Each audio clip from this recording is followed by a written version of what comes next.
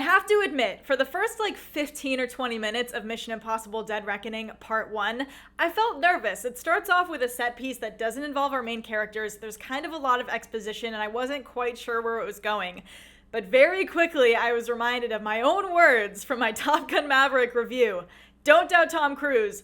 Don't doubt Christopher McQuarrie. When I say the movies are back, I'm talking entire Dolby Theater is shaking, holding your breath as Lorne Balfe's score is blasting in your eardrums. I shed a single tear of awe during the motorcycle stunt. And we'll talk about the action, obviously, but this franchise is a well-oiled machine at this point. It's crazy, and it's not only one of the best, but one of the most interesting franchises we've ever had, because we've gotten to see it evolve over all of these years because it's had so many incredible filmmakers behind the wheel. De Palma, Brad Bird, John freaking Woo, and though they've kind of landed on this consistent tone now, it's endlessly fun to revisit the previous films and pick up on all the little quirks and what's changed and what each filmmaker has added to what the identity of this franchise is now. So I'm less interested in talking about whether this movie is good. We knew it was gonna be good. And my experience here is that it's not my new favorite Mission Impossible movie or anything like that, and we'll get into that, but they're all hitting such a high bar, and this one not only has a few surprises and is definitely one of the funniest Mission Impossible movies, it's very good at poking fun at itself and referencing the franchise in a way that feels organic, but it has one of my favorite stories or villains. And I kind of want to talk about that first because it's so timely and resonant and evokes a lot of dread about technology and AI. The real villain of this film is this digital entity, and there's this key that kind of unlocks something to it. That's the MacGuffin that we're going after for a lot of the runtime, but it's clearly incredibly powerful. That's demonstrated a couple of times, and all of the globe's superpowers are gunning for it in order to harness its power. And the interesting and really frightening part of that is that no one knows what the hell it actually is. And one of the biggest points is the threat that it poses to the truth as we know it and altering information, since everything is digital now. I mean, talk about relevant. One of the most affecting moments for me is one where the entity actually impersonates someone's voice, and I felt my stomach drop. It was haunting. I mean, it's really playing on fears that you didn't even know you had about this stuff, and how much hope you really have in humanity to handle it properly. And we've obviously seen these things explored in film dozens and dozens of times, but I found it particularly interesting here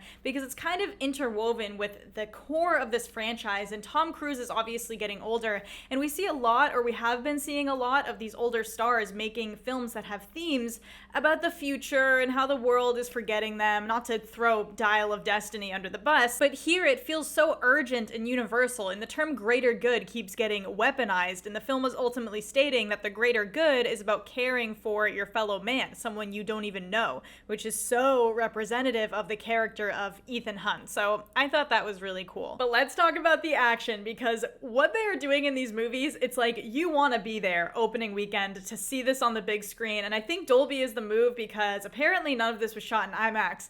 But there's going to be a lot of talk about the train sequence, a very awesome sequence, because at first you're like, this is so over the top and kind of silly, and then it keeps going and commits to the bit so hard that you're fully on board with it. It reminded me a bit of the climax of the first film, honestly. That classic overblown spy thrill, and the tail end when the cars are going off of a blown up bridge and they're trying to climb up is so freaking intense. The other biggest, or I guess longest sequence is the car chase in Rome. Like, I could not believe how long that chase scene went on, especially considering how much of it is practical. Like, Haley Atwell and Tom Cruise are the ones actually drifting and zipping around, all while actually handcuffed to each other. There's an incredible airport sequence that I loved, but I think the movie peaked for me in the second act, like a nearly perfect stretch of the film that has something that's really gonna get people talking. And of course, the motorcycle stunt, which I was kind of worried was gonna be underwhelming because they've showed us so much behind the scenes footage, but because of the way they build up to it and what they do with the sound design when it happens,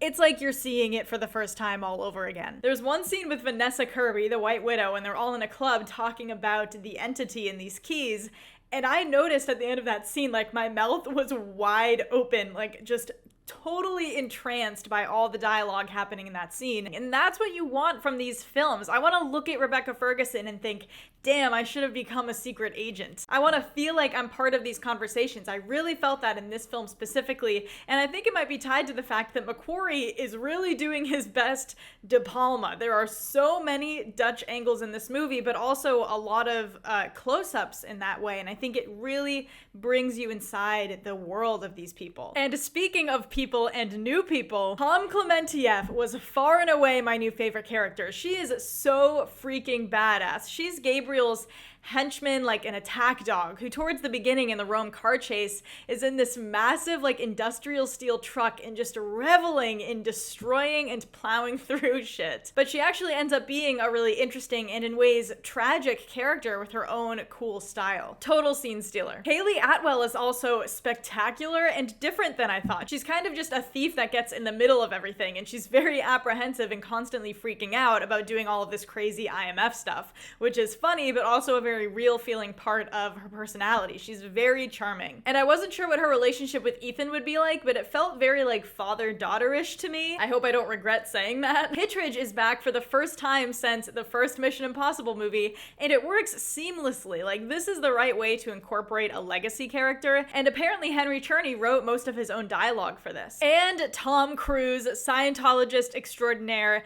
He is truly larger than life, even at 61 years old. He might be a sociopath, but Ethan Hunt is certainly a very likable character and still the beating heart of this franchise. But like I said, this isn't a new favorite for me, even though it's right on par with what McQuarrie has been bringing us. And it's kind of hard to put your finger on exactly why, but I think it's long. I don't think it needed to be this long. And there was something a little bit maybe messy or unrefined about it in certain bits. Some VFX that were a tiny bit shaky, and it definitely doesn't look as great as other Mission Impossible films or even other Christopher McQuarrie films. And one specific narrative issue that I had is that Esai Morales plays Gabriel. Incredible performer, by the way. I loved him in this, but he is pretty much the main antagonist, even though he's kind of a conduit for the entity. And he's supposedly a figure from Ethan's past, and they give you a couple flashbacks about some girl, some tragic story that happened before the IMF even existed. And I personally found it confusing because I was like, I'm pretty sure he's not from any of the previous films, and he's not, but they give you such limited information about it that you feel like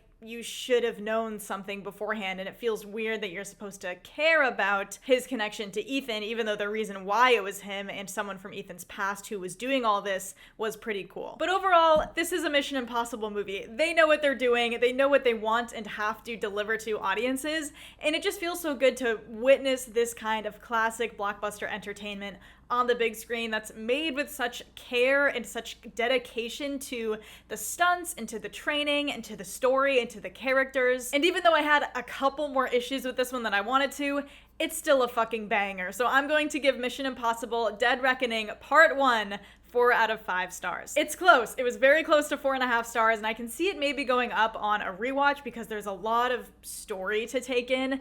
But I do think that movies like Fallout and the first film and Rogue Nation are like seamlessly just striking in like what a well-made final product they are, and I did have more nitpicks about this one than usual. Someone asked me if I liked it more than John Wick 4. You guys crack me up. He still has yet to be dethroned, and this might have been the only chance, but we'll see. I'm seeing Oppenheimer sooner than I thought, and then Barbie, Killers of the Flower Moon. There's still time. We've got a lot of exciting stuff coming this year, but let me know your thoughts on Mission Impossible Dead Reckoning Part 1, guys. I feel like I don't really need to say Part 1, but let me know what your favorite Mission Impossible movie is also. Don't forget to like and subscribe and keep an eye out for more videos soon. Thanks for watching.